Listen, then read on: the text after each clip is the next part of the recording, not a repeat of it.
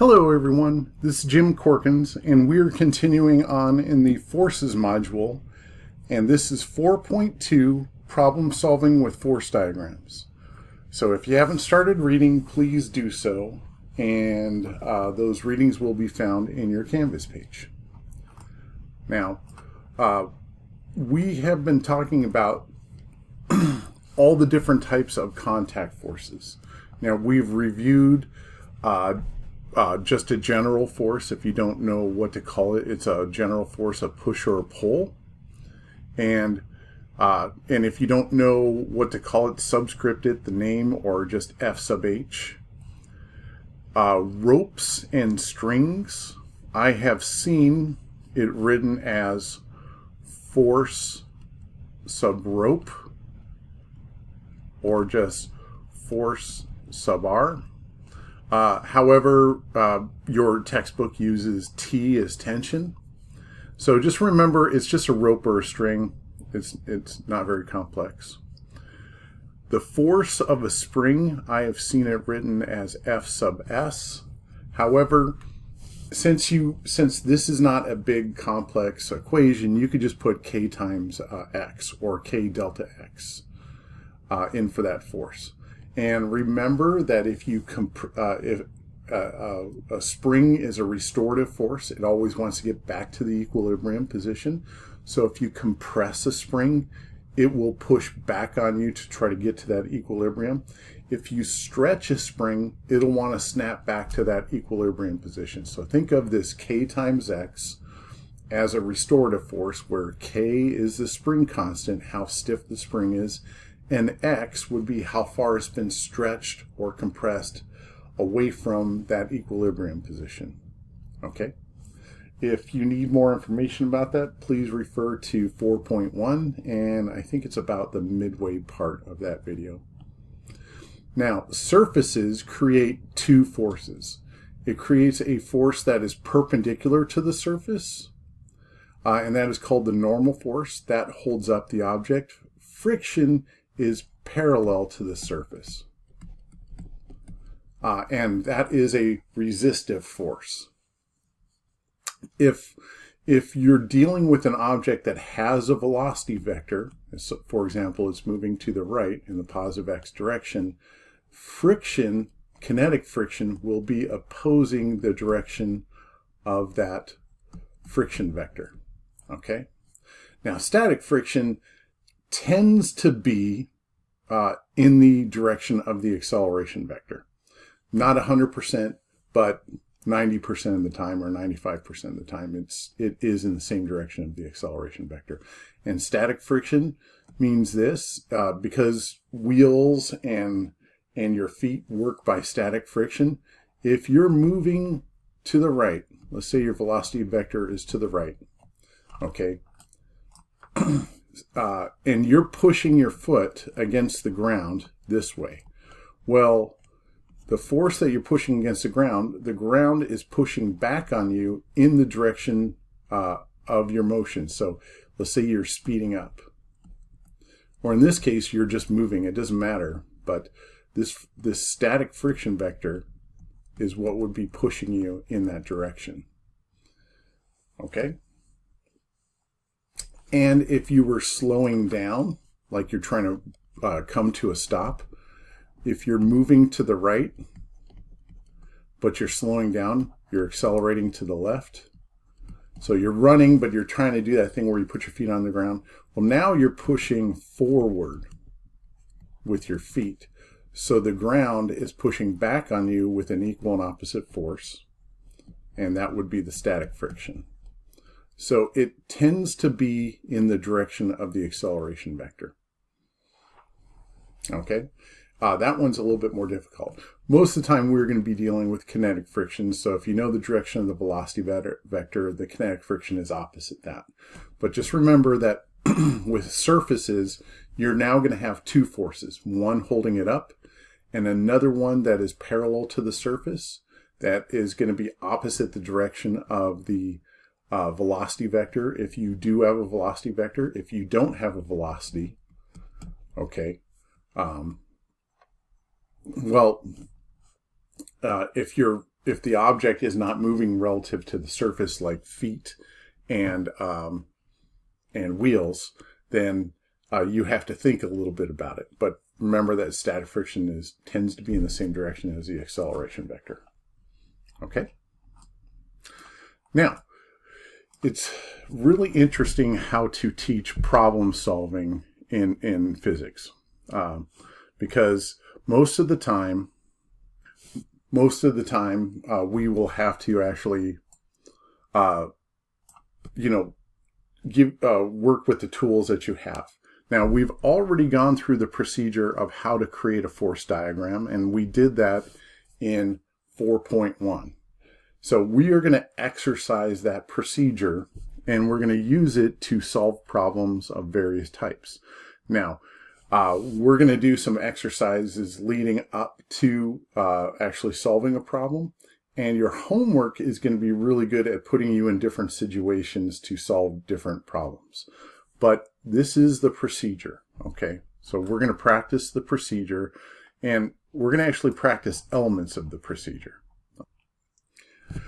So here is our, it looks like from this problem, we are supposed to create the x direction and y direction forces, force equation, and then calculate a sub x. Okay, so we're given this force diagram. We're supposed to create those two equations and calculate a sub x. It looks like we're supposed to indicate the directions of the velocity vector in the x direction as positive, negative, or 0. So just circle one of those. And then indicate if the object is speeding up, slowing down, or has constant velocity. And then it looks like we are supposed to write a brief description as if this is the stem of the problem. What they mean is the stem of the problem. When you read a homework problem, there's like a wordy description about what the situation or what is going on. And then they ask questions later. Well, that description is the stem. So I think we're supposed to write that right here.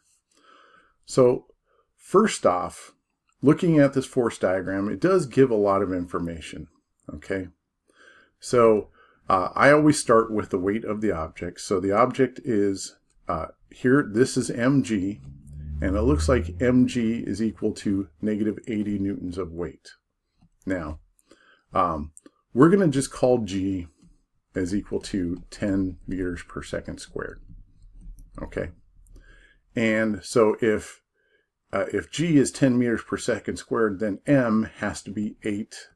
So then the mass has to be 8 kilograms. So I'm going to put that 8 kilograms in the center right here. Okay. So start here, figure out what your mass is first. Okay. In a problem in this description in the stem, they would actually tell you the mass of the object is 8 kilograms. Okay. Now let's take a look at what we have. So we have the weight, and it's pointing in the negative y direction, and that's negative 80 newtons. It looks like we have a force, sub h. I don't know what that h stands for, but we know it's 16 newtons, and it's pointed to the right, so that's why I put the positive there. Down is negative. It looks like we have a surface, because this is the normal force, which is pointing up. And if there's a surface, there's two forces, the perpendicular part, and then there is a parallel part. So that means there must be friction. In this case, kinetic friction. If it's kinetic friction, then it does have a velocity vector. Okay, so we're getting a lot of information from this. Okay, so let's start off and let's look at creating our equations. Now, looking at the vectors that were given, because we don't know the velocity vector in the x direction and acceleration vector in the x direction, I think we have to calculate the acceleration vector in the x direction and then figure out the direction of the velocity vector is positive, negative, or 0. But in the y direction, they give us that it has no velocity in the y direction and no acceleration in the y direction. Okay, let's start off with the x direction. So it looks like it has a friction force, and I'm going to designate this as blue. The surface is blue. So this is going to be, and I'm going to go right to the equations now. Negative 0.1 times the normal force. Okay. It looks like we also have the hand force, which I'm just going to go right to and put 16 newtons. If they give you numbers here, just put them directly into the equation. And now, since we've accounted for all of our x direction forces, we are going to set that equal to the mass, which is going to be 8 kilograms, because that's how much we figured this out to be, and then times the acceleration in the x direction. So I will use black for that. And we don't know the direction of the acceleration. We're just going to let the math work it out for us. In the y direction, one more thing. Since this is kinetic friction, and since it's pointed to the left, we know the velocity vector has to be pointed to the right, because the velocity vector is always opposite the direction of the kinetic friction vector. So that means it's going to be positive. Okay. In the y direction, it looks like we have a normal force pointing up,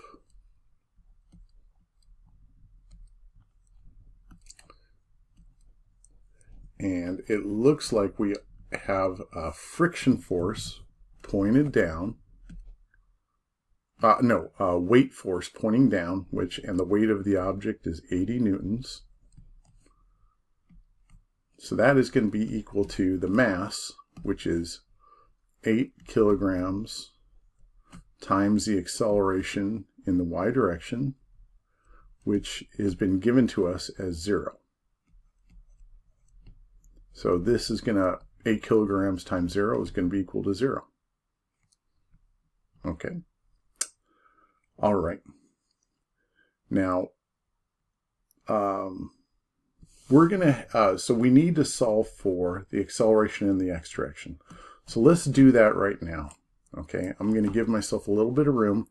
I'm going to take this equation down here, and we have negative 0.1 f sub n. That's going to be plus 16 newtons, and that is going to be equal to 8 kilograms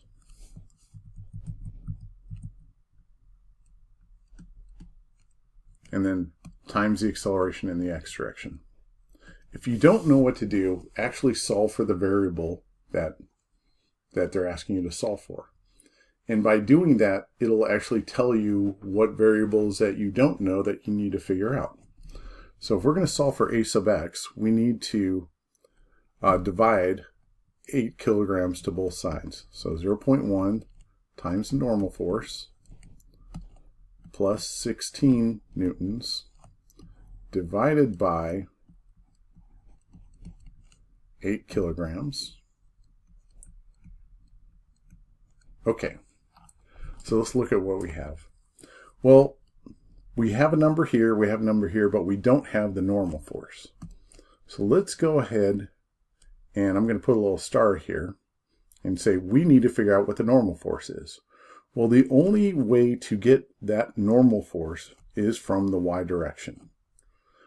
So what you learned up from doing a number of these problems, you end up finding out that whenever you have friction, solve for the normal force first.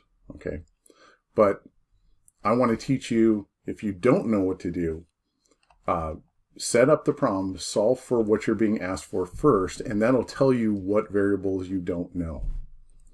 So in this case, we have this friction vector right here. So we have the normal force, and that is minus 80 newtons. And this is 8 kilograms times 0, so that's going to be equal to 0. So we find out the normal force is going to be equal to 80 newtons.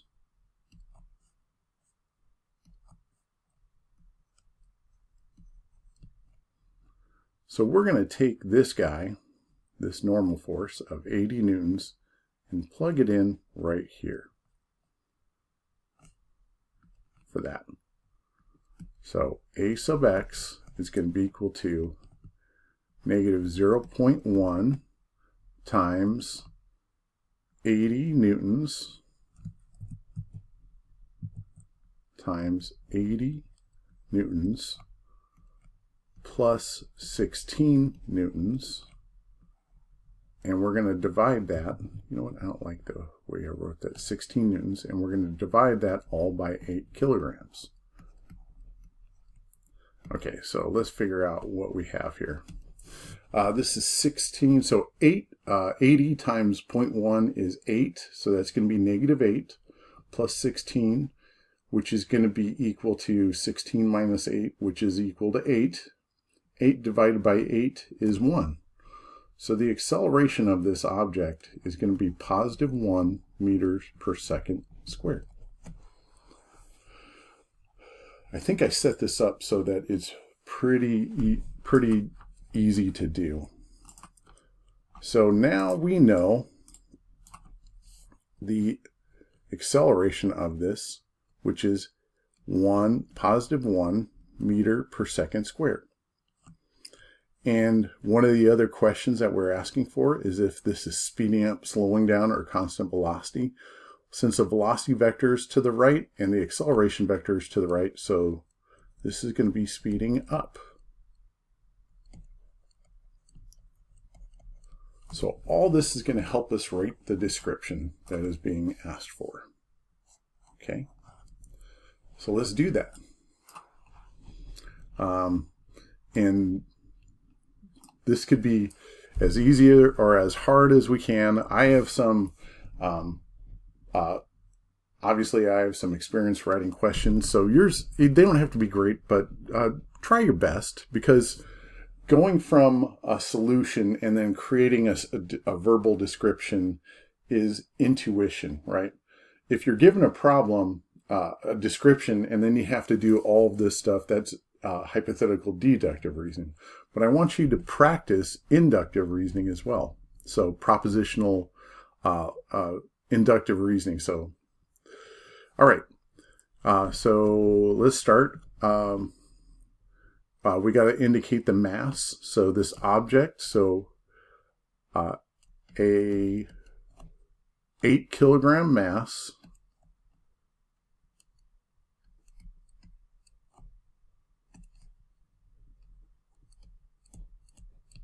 is speeding up to the right.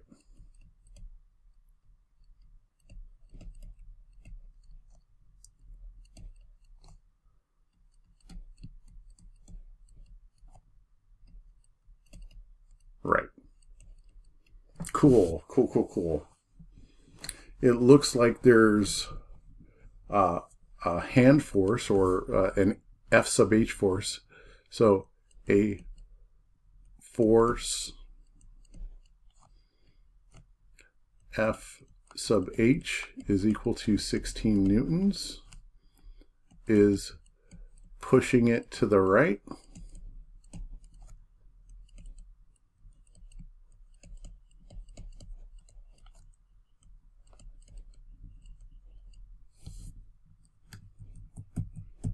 My handwriting is terrible. So a mass is speeding up to the right. A force F sub h is pushing it to the right. Okay. And the horizontal surface it's on, the horizontal surface, and I got that horizontal surface because the normal force is pointed straight up, has a frictional coefficient of 0.1.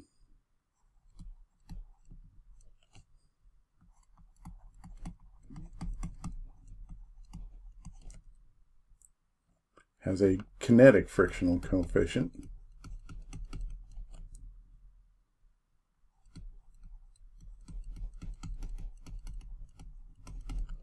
of 0.1.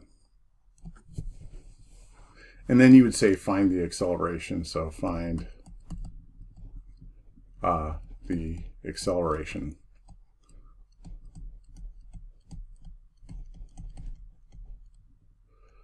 You don't have to write that last part, but it looks like that's what it's asking for. So let's just double check. So since we figured out the mass, we can say it has an 8 kilogram mass and it's speeding up to the right.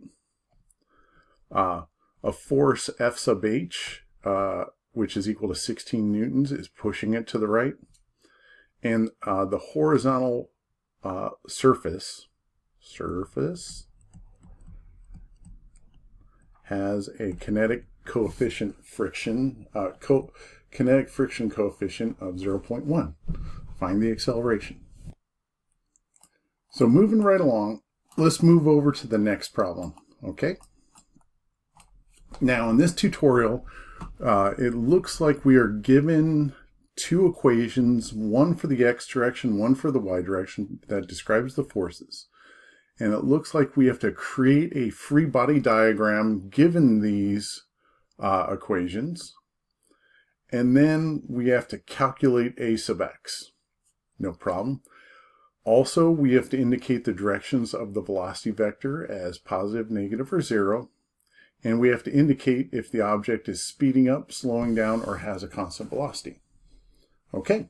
So again, this is getting you to think inductively about, creating a problem from this. So creating a force diagram from this.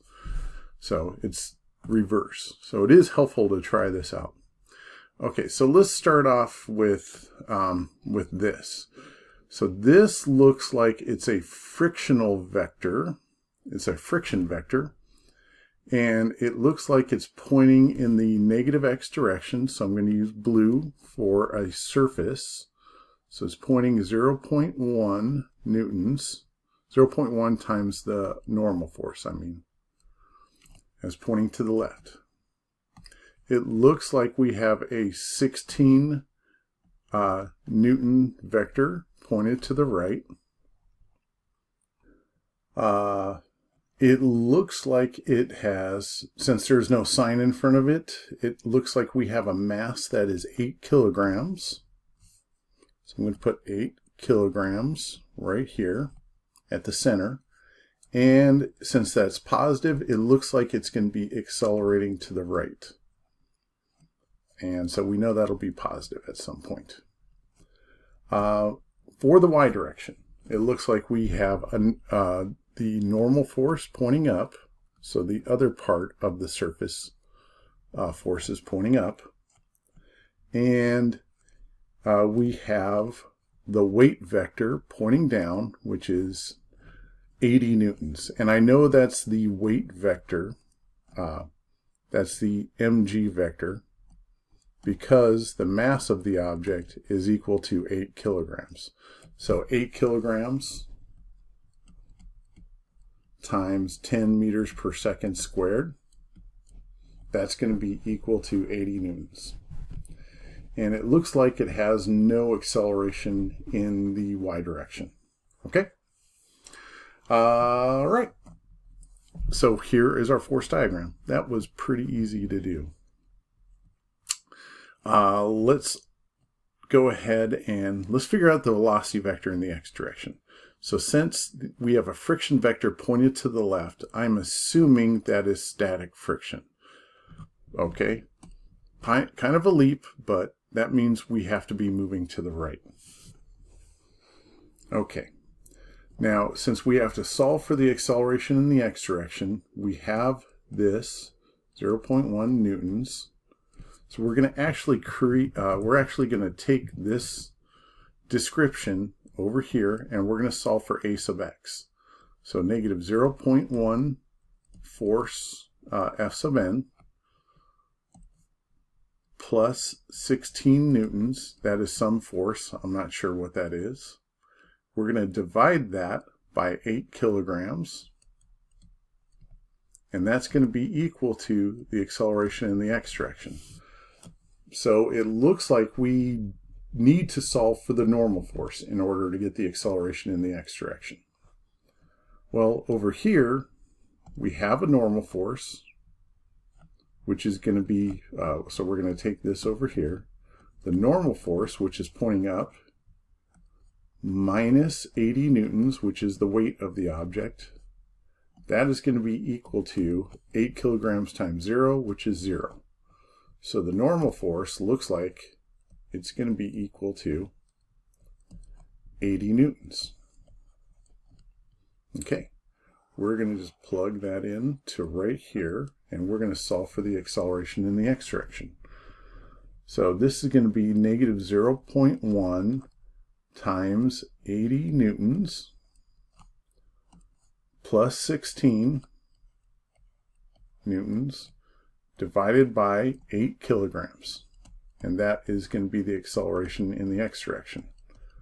So 80 newtons times negative 0.1 is negative 8.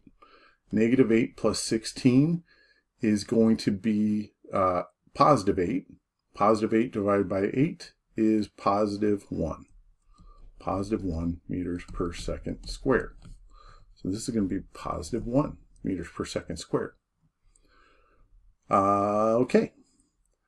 The last question that we have to answer is this object speeding up, slowing down, or has constant velocity? So it looks like it's going to be speeding up.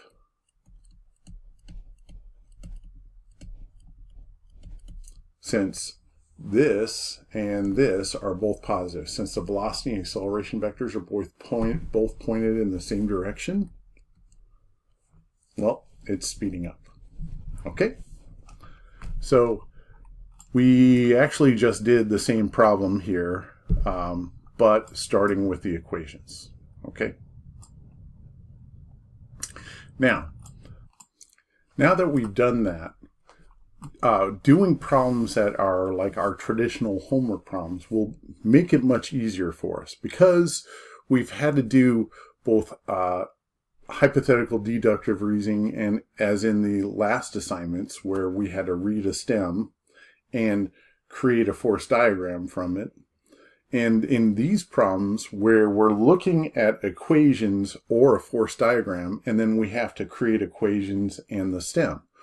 So once we've exercised our brains quite a bit, now these problems that are traditional homework problems will be a lot easier. So let's go ahead and look. Let's go ahead and look for some information now. So let's read the stem of the problem. So we have a 4 kilogram box is attached to a stretched spring, then released from a frictional surface that has 0.2 as the mu sub k. The spring was initially stretched a distance 0.5 meters and speeding up to the left with an acceleration of 2 meters per second squared. What is the spring constant k? All right. I recommend starting off with the non-contact force of gravity right away. So we know right here it's a 4 kilogram. So I'm going to write 4 kilograms for the mass. So we know mg is going to be the weight. Let's figure out what the weight is. So it's going to be 4 kilograms times 9.8, 39.2. Okay. So this is negative 39.2 is the weight of the object. We're going to be trying to actually putting numbers in this. You don't have to. You could use equations to do it, but this makes it a lot easier to identify any variables that you're missing, so that you could easily solve for the one that you're trying to solve for. All right. Now, reading right along, if we look at this, from reading the stem, but also looking at the picture, the two contact forces are the spring and the surface. And so surfaces now have a perpendicular force from the normal force and a horizontal force, which is the friction force. So let's do the spring force first. The spring, it says, is stretched, and a stretched spring pulls, so it's going to be pulling it to the left. So this is going to be negative k times x, and which is going to be negative k times 0.5 meters. So I'm trying to put, I could have just wrote negative K times 0.5. That would have been cleaner looking. All right. Now there's a surface. We have one part of the surface which is pointing up. So that's the normal force. The friction force, or kinetic friction force, well, the velocity is pointed to the right. Kinetic friction will always be trying to slow it down or bring it to a stop, which will be pointed to the left. So that kinetic friction is going to be positive 0.2 times the normal force. Okay. Doesn't look like there's any other contact forces. We got the spring force and the surface. We got the two surface forces. Cool. Okay. Well, we know the velocity vector is negative, and we know the acceleration vector will also be negative. So that's going to help us when we build our equations. We know it's not moving or accelerating in the y direction. So let's start building equations. Starting with the x direction. We have a negative k times 0.5 meters. We also have a friction force, which is positive 0.2 times the normal force. And that is going to be equal to the mass, which is 4 kilograms, times the acceleration, which is to the left, so it's negative, and this is negative 2 meters per second squared. So we got to put our negative 2 meters per second squared right here. Okay. Look how easy it was for me to construct it, given the detail that I've put in the force diagram along with the mass. Everything that I was doing right here, I was looking at this, and I should have wrote negative 2 meters per second squared right here. So if you knew the actual velocity, you would write it in right here, like negative 1 meter per second or whatever. Anyways, if you have enough detail in your force diagram and these are written out well, constructing this equation, you're just kind of copying things. I just grabbed this and slapped it there, and I grabbed this friction force and put it there, and I set it equal to the mass times the acceleration in the x direction. Done. Now, for the y direction, I see a normal force up, and I see a weight force of 39.2 down. So I'm going to put positive normal force, and the weight force, since I've already calculated that, so that's going to be 39.2 newtons. And that is going to be equal to the mass, which is 4 kilograms times the acceleration, which is 0.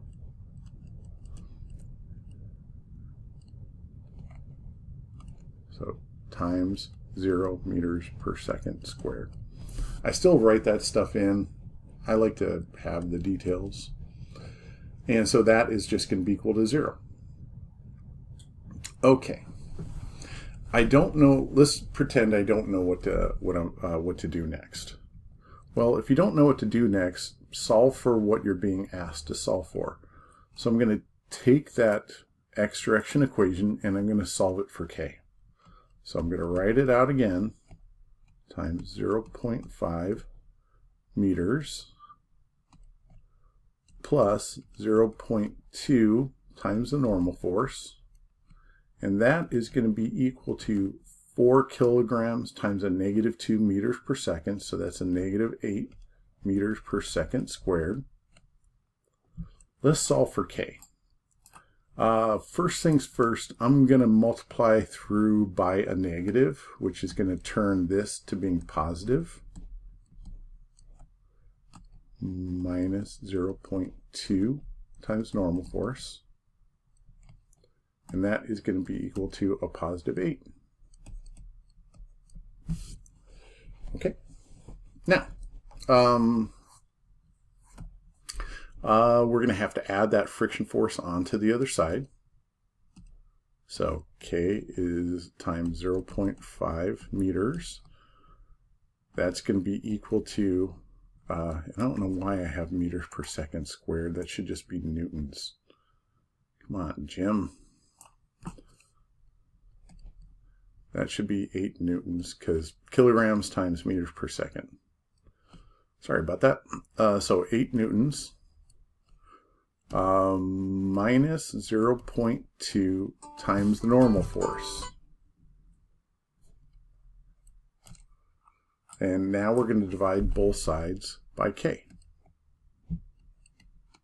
K is going to be equal to 8 newtons, 0.5 meters, and that should be a positive since we added it to both sides, plus 0.2 times the normal force. So looking at this equation right here, we can't solve for K because we don't know what the normal force is. Okay? So let's figure out what the normal force is. And I'm going to draw some directions to this. Okay, so the normal force up here, that's going to be pretty easy because the normal force minus the weight is equal to 0. So we know the normal force is going to just be equal to the weight of the object.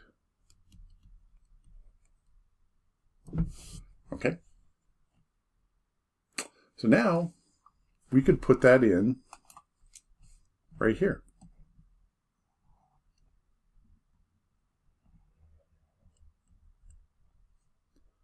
And when we do that, what are we going to get here? 39.2, so this is going to be 8 newtons plus 0.2 times 39.2 newtons. And we're going to divide that by 0.5 meters. Okay, let's go ahead and figure this out. 0.2 times 39.2 equals, I went a little too crazy with that. So that's 0.2, not 0.02, times 39.2, 7.84 plus 8 equals that. And divide that by 0.5, 31.68. That is a strong spring. 39.68, and it's going to be newtons per meter. Okay? So that's how these tutorials are meant to help you do your homework problem. So please do the tutorial homework. That will have tutorial work that you're asked to do. It really will help you finish these problems. Okay? So this was 4.2 problem solving with force diagrams. Thank you. Bye.